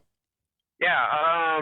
So I've wanted to go skydiving since I was a kid. It's been a dream of mine, and you got to be a specific, you can't be over a specific weight to be able to go skydiving, which most places is 220. Right now I'm at 280. I was at 322 last year.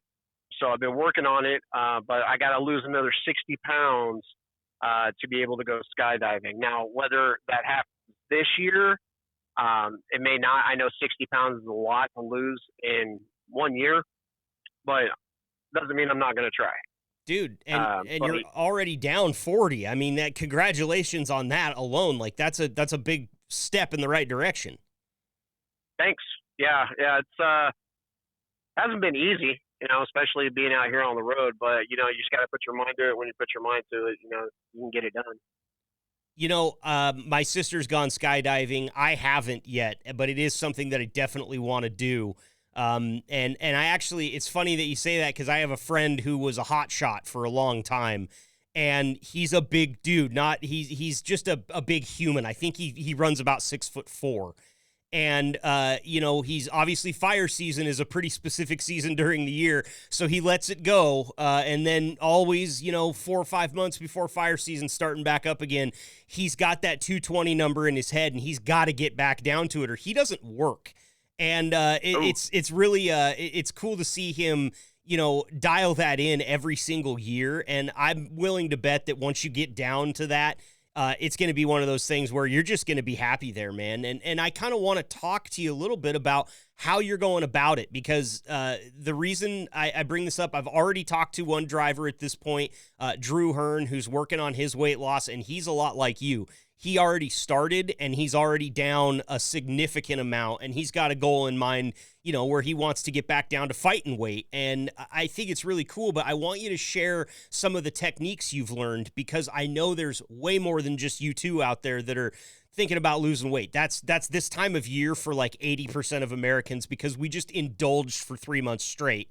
So how are you going about it? Because you're right, it is complicated out there on the road, Mike, and I want to share your techniques with these other drivers that might be trying to learn something today. Yeah, absolutely. And by the way, I did stop my diet during the holidays, and it was like 3 months, I think, which was a mistake. I gained like 10 pounds back. So yeah, but it's also the most American thing you've done all year long is quit your diet during the holidays. So yeah, so I'm back on it. Basically cut sugar completely out of my diet. No more sugar, things that, have sugar in them. I'll look at the back of things and see if it has included sugars, then that's a no for me. But if the sugars are just part of it, like bread, most bread, it has carbs and carbs turn into sugar. A lot of stuff like that is going to have sugars, but if it's added sugars, that's a no-no. So that's the first thing. Second thing is I do Weight Watchers, man. And Weight Watchers is awesome, has been awesome to me because I can eat pretty much whatever I want as long as I, stay in my point deficit. So they give you points. Like I got 47 points per day. And then I think 25 weekly points. So even if I go over my points in one day, it'll come off of my weekly points. Okay. So it kind of gives you a little bit of leeway, if one day you're more hungry than, another day, you can indulge a little bit more, so that's one thing I like is that I'm allowed to eat whatever I want. Now, I try not to eat really bad foods like fast food and, stuff like that. I try to make sure I bring turkey with me on my truck. Flatbread pitas, I use those a lot. A lot of soups, vegetables, stuff to snack on that's, low on the points like, vegetables and fruit. A lot of fruit, grapes, bananas is my go-to right now. But yeah, Weight Watchers has been really awesome to me. It helps. It's not for everybody. Mm-hmm. Everybody, you just kind of got to experiment with what works for you. Like my wife hates Weight Watchers. She likes counting calories. I don't know why she likes to do the extra work by having to do math. Yeah, man, but, that's not for me either. The math on the points alone would be more math than I need to do. But it sounds like a cool system though, because part of the hard part about weight loss in general and just being healthy in general is that there's kind of this perception that it's like it's a gym trainer in your face yelling at you to, do more curls, fatso. And it's like, if that is a part of it, it's a very small part of it. And also having some kind of system that you can follow, like a Weight Watchers, or, counting your carbs, counting your calories, whatever it is it's gamifying it a little bit, right? Like it's giving you something to do that is kind of almost a little bit of a source of entertainment. Like I can imagine you have a fun time trying to figure out how you're going to pile in the things that you want to eat and still stay below your threshold. Yeah, absolutely. Like I'll go to the store and I have fun just like looking at new and different foods, scanning them, seeing, how many points it's going to be for me. If I even want to eat that, if it's going to be too much, because I get hungry, man, and turkey is 0 points. So there's a lot of things out there that don't cost any points, like turkey, chicken without, the skin, it's like chicken breast or whatever. Mm-hmm. Beef is 0 points. Any fruits or vegetables are 0 points. So, I mean, you can snack and eat without even using up any points. And then you can save your points up for like a ribeye and a baked potato. Is that what you're getting at here? Because that's totally what I would do. Absolutely. I have pizza on the weekends when I'm home. And, I'll save up my weekly points so I can indulge a little bit on the weekends with my family. And then, just when I'm out here on the road, just eat healthy and stack up those points again so I can indulge. It's like a cycle, Sure. And that's great. They say you should have a cheat day. Regardless of what you're doing, they say that you should allow yourself to indulge a little bit. I mean, even if it's like maybe you're a gym rat and the whole thing is going to the gym each day, they say you should give yourself a break once in a while and just chill out and maybe not go to the gym, maybe sit on the couch and binge some Netflix. Like there's always that balance. And dude, the saving points thing, I love that. I might get on this whole Weight Watchers thing just to play that game with my wife, because I can imagine her seeing like, you haven't eaten anything today. Are you feeling okay? I'm fine. I'm stacking points for tonight. You just wait and see what I'm gonna do at the dinner table. I mean, you can still eat and not use any points. Right. You just got to find those 0 point foods. Grapes, dude. I love a good grape. They have a whole shit ton of 0 point foods, so it makes it pretty easy. Have you tried those cotton candy grapes? Dude, yeah. Those are crazy. Like it's nuts. I'm like, how, dude? They've got to be genetically engineered or something in a lab, and that kind of scares me a little bit. Yep, but as long as Weight Watchers is scanning in 0 points, give me another stack of them. Well, for Mike, sure. That's really cool. Thanks for sharing that, because, like I said, I think that you're helping drivers out there. It might not be something that every one of them pick up, and you said it already. It's not for everyone, but give it a try, give it a look. I mean, there's so many different things out there, and Weight Watchers is one of the ones that, man, it's been around long enough now that you can kind of guarantee that they're not just out there trying to make money and scam people. There's been quite a few of those over the years, too. For sure. And right now, I think they got a special, I think, like $9.99 a month for the first 9 months. So, usually I think it's like $24. So, wow. Pretty good deal. Yeah, it's a great deal. Go check that out. I'm sure it's like weightwatchers.com or something. You can Google it. Okay, there's another thing here that we talked about when we were texting back and forth that is also a New Year's resolution of yours, and the skydiving thing. I love it. We're going to keep updating on that. Maybe I'll check back in with you in 6 months and see how it's going, because I love the idea of keeping each other accountable here. I got to come up with some resolutions of my own and have you guys check me on them, because you drivers, you guys will do an ego check better than just about anybody. For me. So I need to come up with some and get them up on the board. But you had another one that had to do with some, is it some DIY projects at the house, or some projects that you're paying some professionals to do? It's a little bit of both. Some of the stuff that we can do, we will do ourselves. There's some stuff that we're going to do to our house that professionals need to do. Like we're going to extend our kitchen out. That's definitely going to be done by professionals because dude, I'm so bad with carpentry. And like I failed wood shop in high school. I don't even think that's a thing anymore, but we're trying to get it together because here in about 8 to 9 years, we're going to be selling our house when all of our girls are out of the house and we still have our son. We're going to buy some land and build a brand new house on that land, just to get the hell out of the city and get away from everybody. And, I'll be able to go shooting whenever I want. I want a pond, be able to go fishing. But, yeah, so we're wanting to start working on getting our house modernized because it was built back in 1984, so it's a little older, about a year younger than I am. But, yeah, definitely wanting to get that going. It's going to cost a lot of money, but baby steps, right? Hey, absolutely. Doing a little bit at a time, man. And, I don't know if wood shop is still a thing. I was very privileged to go to a small high school that had a fantastic shop program. And the wood shop thing was kind of an afterthought. Metal shop was where they really made their bones at my high school. I remember in wood shop, we all passed, but it was because we were making, do you remember tech decks? Those little skateboards that people use with their fingers. We were all building like half pipes and kicker ramps for our tech decks in wood shop. So I think we earned a passing grade, but I don't know that we learned anything. Metal shop, that was where I learned to weld and everything. And the metal shop kids actually built angle iron trailers for the local farmers, and then they would auction them off at the end of the year. So it was a really cool program, but I have no idea if it's still going, dude. It's a tragedy to see so many schools lose things like wood shop and metal shop and band and all the rest of it. And you just don't see it that much out there anymore. It's really sad.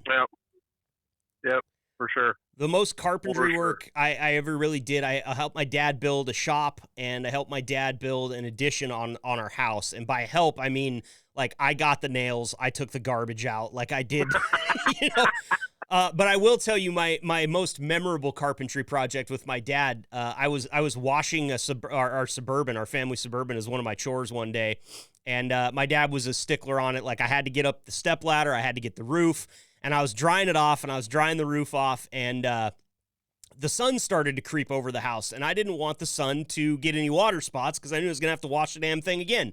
So I get in it, I back it up a little bit to try to get it out of the sun and back into the shade, and I bump the step ladder. And I freak out because I'm thinking, oh man, I just chipped the paint on mom's bumper. What am I going to do? I throw the Suburban up into park, I thought, and I shut the engine off, and I jump out to go survey the damages, and I was looking at it. The Suburban just rolls forward and goes right through the center support in our garage door. We had a double garage, and the roof went down 1.5 foot. It literally just pushed it off the support, dude. And I went and grabbed my mom, and I was like, Dad's gonna, and I said it like this when I was 15 or 16 years old. I said, Dad's gonna fucking kill me. And it's the only time I ever got away with that type of language at that age. But yeah, man, my dad went and borrowed a jack from somebody, a big, tall jack, and he and I jacked the roof up, and he got that center support back on, and it was a miracle of carpentry because I thought I took the whole house down, Mike. I thought it was over. My ass was homeless. I did have to buy a new bumper. That came out of the allowance. That took a while. But, carpentry is never my strong suit either, dude, so I encourage paying the professionals for sure. Yeah, anytime when it comes to something that I don't know how to do, I'm like, why don't we just pay somebody to do it? My wife's like, don't you want to learn how to do this? I was like, not really, because I'm scared I'm going to screw something up. Dude, that is exactly where I'm at. And I have to have this conversation with my wife sometimes where it's like, listen, we're just going to throw a few $100 at this and have somebody do it. And she's like, I feel like if you actually put your mind to it, you could do it no problem. And I say, you're right, I could. But I'll also screw it up at minimum 3 times, which is really going to piss me off. And I'm telling you right now that $300 is worth it to me to not be that pissed off at myself. So just take the money and throw it at somebody. And every time it happens, you know what? I get to go leave a great review. I get to shake a dude's hand that just did me a favor that's probably way more of a man than I am. It's all good things, dude. So I'm looking forward to it. We'll hear more about your projects as they go on. Are there any of them that are like on the schedule and you're starting to drive nails right away, or is this something that's off in the future? No, we're once we get caught up, because holidays kind of does a number on the paycheck around this time of the year in the trucking industry. But once we get our bank account back up a little bit, we're going to start on my son's room, which is probably going to be in the next couple months or so. Repainting it, putting down, pulling up the carpet, putting down flooring, putting in a new window. I'm not putting in the window. I'm paying somebody to do that, but we're gonna put in the flooring because it's that snap tile flooring, Oh yeah, yep. But yeah, we're gonna start there, and then we're gonna move to our room, and then just keep, do room by room. So. Very cool, man. That snap tile flooring, I don't know how they didn't think of that quicker. Like, our entire generation grew up on Legos, and they're like the most popular thing in the world. If you just give us... I still put together Legos. Yeah, exactly. If you just give us Legos to play with, we'll remodel the whole damn house. Like, it's simple, right? Yep. All right, Mike Stanfield, always a pleasure to have you on, man. Really appreciate it. Thanks for coming here and talking about your New Year's resolutions. As I said, you and I will be in touch. I know that. Maybe 6-8 months from now, we'll check back in, see how the projects are going, okay? Sure thing, man. It's always a pleasure. Happy New Year, everybody. Happy New Year, Marcus. You too, Mike. Thanks.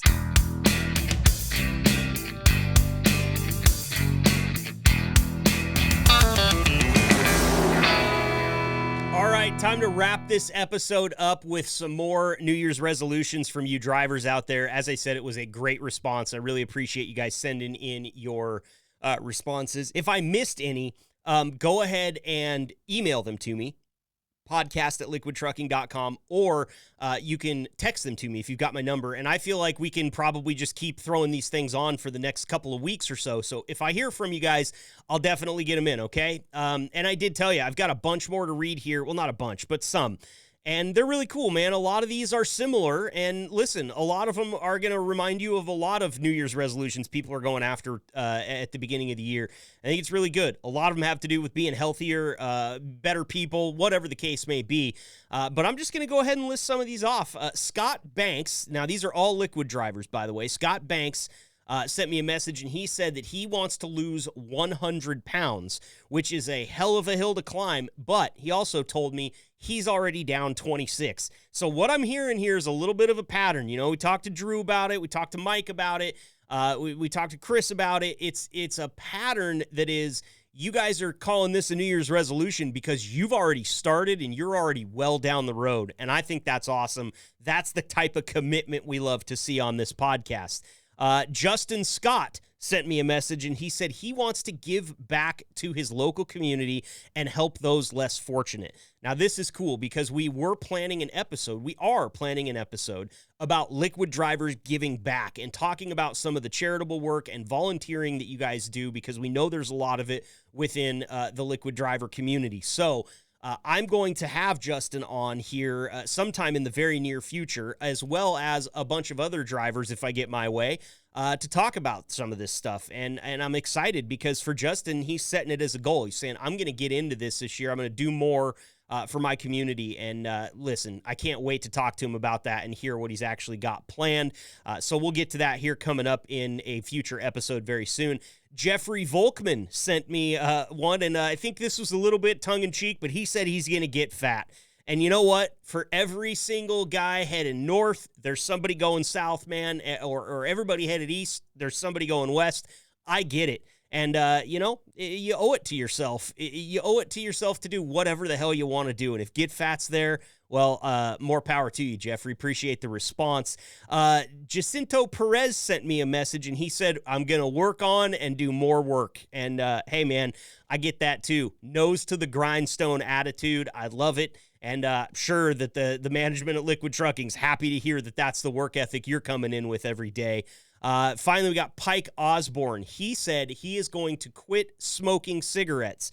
And I asked him as a follow-up if he wanted to tell me how he was going about it or if he was going cold turkey. Because, again, just the same as the weight loss stuff, I want to share these techniques with you guys just in case somebody can pick up on it. If one person goes, hey, I'm going to give that a try, and it works, or it doesn't work, but it moves them a little bit further down the path to where they want to be, I'm super happy that they heard it on this podcast. So I'm always going to follow up with questions like that. Hey, how are you going about it?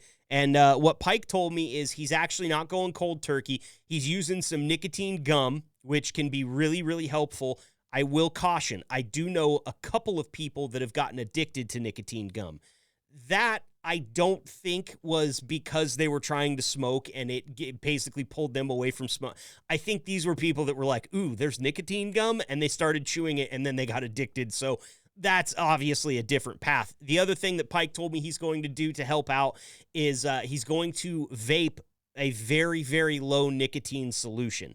And I didn't follow up with him on this. I'm guessing that that's not the long-term solution, but it will help, man. I've had so many smokers that quit that tell me it's not so much the nicotine I feel like I crave. It's the ritual. It's having something in my hand going back and forth to my mouth. That's what I struggled with. I mean, I know a lot of people that struggle with that part. So, hey, if that's the way you're going to go about it, Pike, more power to you, dude. I'm looking forward to checking back in with all of you guys in a few months and seeing how the New Year's resolutions are going. I want to thank everybody that participated in today's show. This might be a new record for the amount of drivers we've had on the show, as I think we turned out 7 or 8 different drivers today. Big thanks to the Teenage Hotline for roasting me. I thought that was a lot of fun. We're definitely going to have to do a part 2 of that. And to Drew, Mike, Chris, and Mikal, also known as Donut, we appreciate you guys coming on and sharing your New Year's resolutions as well. Once again, don't forget that you can email me, just in case you don't have my phone number, podcast@liquidtrucking.com. If you don't have my phone number, you don't want to email me, but you would like to get in touch, talk to any one of these drivers that comes on the show. They all have my phone number in their phone, and they'll gladly give it to you so that you can get in touch. I would love to hear from you. That's going to wrap up episode 58 of the Liquid Trucking Podcast. I appreciate you all being here. Thanks for the clicks. Thanks for the ear. We'll see you next week. Be safe out there and keep the shiny side up. Thanks for tuning in and being the gold standard of drivers on the road. Be sure to like and subscribe to the channel and tune in next week for another episode of the Liquid Trucking Podcast.